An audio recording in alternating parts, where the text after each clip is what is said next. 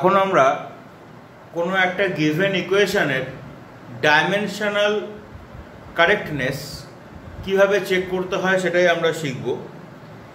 এটাকে আবার checking the dimensional consistency of ইকুয়েশনও বলা যেতে পারে, ডাইমেনশনাল কারেক্টনেস বা ডাইমেনশনাল কনসিস্টেন্সি। এক্ষেত্রে কী হয়, তোমাকে একটা ইকুয়েশন দিয়ে দেবে, যেরকম ইকুয়েশনের লেফট হ্যান্ড সাইড আর রাইট হ্যান্ড সাইড থাকে। তো তোমাকে লেফট হ্যান্ড সাইড আর রাইট হ্যান্ড সাইডের যে অ্যালফাবেটিক্যাল ইকুয়েশনও হতে পারে বা অ্যালফা নিউমেরিক্যাল ইকুয়েশনও হতে পারে, তার প্রতিটা টার্মের ডাইমেনশনাল সেম আছে কিনা লেফট সাইড আর রাইট সাইডে সেটা তোমাকে চেক করতে হবে। এখানে খেয়াল করে দেখো, যে ইকুয়েশনটা দিয়েছে এটা আমাদের একটা well known equation, s is equal to ut plus half a t square, where s is the displacement, u is the initial velocity, t is the time, a for acceleration, and half is a constant quantity. তো দেখো এখানে আমি ফার্স্টে লিখেছি LHS মানে left hand side, s টাকে এরকম একটা থার্ড ব্র্যাকেটের মধ্যে রাখা হয়েছে। যখনই দেখবে কোন একটা কোয়ান্টিটিকে আমাকে ডাইমেনশনাল ওর ইকুয়েশন কি আছে সেটাকে এক্সপ্রেস করতে হবে, তখন তাকে আমাকে এই থার্ড ব্র্যাকেটের মধ্যে রাখতে হবে। তাহলে s ডিসপ্লেসমেন্টের ডাইমেনশন, ডিসপ্লেসমেন্ট একটা লেন্থ কে ডিনোট করে, তাহলে তার ডাইমেনশন l। এবার তিনটে যে basic dimension m l t আছে, এবার যেহেতু এখানে m আর t এই দুটোর এক্সিস্টেন্স নেই, মানে মাস আর টাইম ইনভলভ না, ওই জন্য m টু দি পাওয়ার 0 আর l টু দি পাওয়ার 0 তোমাকে মেনশন করতে হবে। অনেক সময় মেনশন না করলেও চলে, কিন্তু কোন কোন ক্ষেত্রে এক্সামিনার এই মেনশন করাটা পছন্দ করে।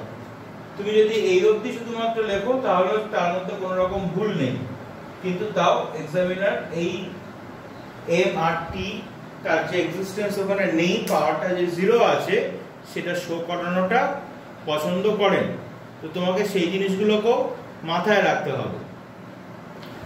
রাইট হ্যান্ড সাইডে দেখো ut আছে, তাহলে আমি থার্ড ব্র্যাকেটের মধ্যে u ইনটু t লিখলাম। ইনিশিয়াল ভেলোসিটি ডাইমেনশন, ভেলোসিটির যে ডাইমেনশন তার সঙ্গেই সেম হবে। ইনিশিয়াল ভেলোসিটি বলুক, ফাইনাল ভেলোসিটি বলুক, ভেলোসিটির যে ডাইমেনশন সেটাই হবে। তাহলে এখানে ভেলোসিটির ডাইমেনশন lt ইনভার্স। যদি কোনো সময় ডাইমেনশন ভুলে যাও, ইউনিট হিসেবে মনে রাখার চেষ্টা করবে। ভেলোসিটি মানে মিটার পার সেকেন্ড, তার মানে লেন্থ পার টাইম, ঠিক আছে, লেন্থ বাই টাইম। তাহলে দেখো লেন্থ t ইনভার্স, তাহলে l t to the power -1। এবার t small t, t for time, তাহলে শুধুমাত্র ক্যাপিটাল T। এই দুটোকে যদি আমি মাল্টিপ্লাই করি তাহলে শুধু একটা l থাকছে, সেটাকেও আবার আমরা এইভাবে এক্সপ্রেস করতে পারি। নাও for half a t square, যে কোনো এরকম ধরনের কোনো কনস্ট্যান্ট কোয়ান্টিটি যদি থাকে, ঠিক আছে, তাহলে তার কোনো রকম ডাইমেনশন থাকবে না। কিছু কিছু কনস্ট্যান্ট কোয়ান্টিটি আছে, সেগুলো চ্যাপ্টার পড়তে পড়তে জানতে পারবে। অ্যাজ অ্যান এক্সাম্পল মনে করো universal gravitational constant, that is capital G, electric permittivity in free space, that is epsilon not. এরকম কিছু কিছু কনস্ট্যান্ট কোয়ান্টিটি আছে, সেগুলো তুমি চ্যাপ্টার পড়তে পড়তে জানতে পারবে। তো সেক্ষেত্রে হচ্ছে তাদের ডাইমেনশন থাকে, কিন্তু আদারওয়াইজ ম্যাক্সিমাম এরকম ধরনের যদি কোনো একটা কোএফিশিয়েন্ট দেখো, নিউমেরিক্যাল কোএফিশিয়েন্ট রয়েছে, তার কোনো ডাইমেনশন থাকে না। তাহলে এখানে শুধু ডাইমেনশন থাকবে a for acceleration dimension, which is l t inverse 2, and t square, that is capital T square। তাহলে তারও আমরা এরকম একটা ডাইমেনশন পেলাম। তাহলে আমরা যেটা দেখছি যে সেটা হচ্ছে এই ইকুয়েশনটা লেফট হ্যান্ড সাইডে যা ডাইমেনশন আছে, রাইট হ্যান্ড সাইডে প্রতিটা কোয়ান্টিটি ঠিক তাই ডাইমেনশন আছে। এটাকেই বলা হয় ডাইমেনশনাল হোমোজিনিটি। অর্থাৎ যে কোনো একটা ইকুয়েশন যদি থাকে, সেই ইকুয়েশনে যখন আমি প্লাস বা মাইনাস দিয়ে কোনো এক্সপ্রেশন আমি যখন ইউজ করছি, সেখানে কিন্তু সেম ডাইমেনশন যদি না থাকে, তাহলে কিন্তু সেক্ষেত্রে তাকে অ্যাডিশন বা সাবট্রাকশন করা যায় না। অ্যাজ অ্যান এক্সাম্পল, এটা যদি অ্যাসেলারেশনের ক্ষেত্রেও হতো, অর্থাৎ s is equal to ut minus half at square, অর্থাৎ এক্ষেত্রে অ্যাসেলারেশনটা নেগেটিভ অ্যাসেলারেশন বা রিটার্ডেশন আছে। এরকমও যদি হতো তাহলেও কিন্তু সেক্ষেত্রে কোনো রকম অসুবিধা হতো না, তার কারণ এখানে প্লাস বা মাইনাস যাই হোক না কেন সেইটা তোমার ডাইমেনশনকে কিন্তু কোনো রকম হ্যাম্পার করছে না। বাট এটা তোমাকে দেখতে হবে প্লাস বা মাইনাস যেহেতু আছে সেই জন্য প্রতিটা কোয়ান্টিটির আলাদা করে মানে ইন্ডিভিজুয়ালি ডাইমেনশনটা সেম আছে কিনা। আমি আরেকটা एग्जांपल দিচ্ছি, মনে করো v square is equal to u square plus 2as।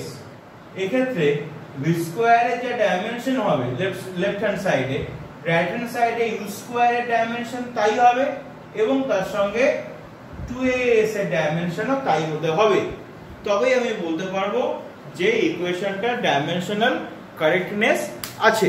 কেমন? তো এই অবধি হয়ে গেল। এই RHS এর এই অবধি ধরো আমরা কোন একটা ইকুয়েশন আমাদের एग्जाम এ দিয়েছে, এই অবধি আমরা করলাম যেরকম যা করার পরে একটা স্টেটমেন্ট লিখতে হবে। আমি বলছি ভালো করে শুনে নাও, নোট ডাউন করে নাও। As all the terms on both sides of the equations have the same dimensions, so the given equation is dimensionally correct। এইটা লিখে মানে ওই কনক্লুশনটা দিয়ে তবে প্রবলেমটাকে তোমাকে এন্ড করতে হবে।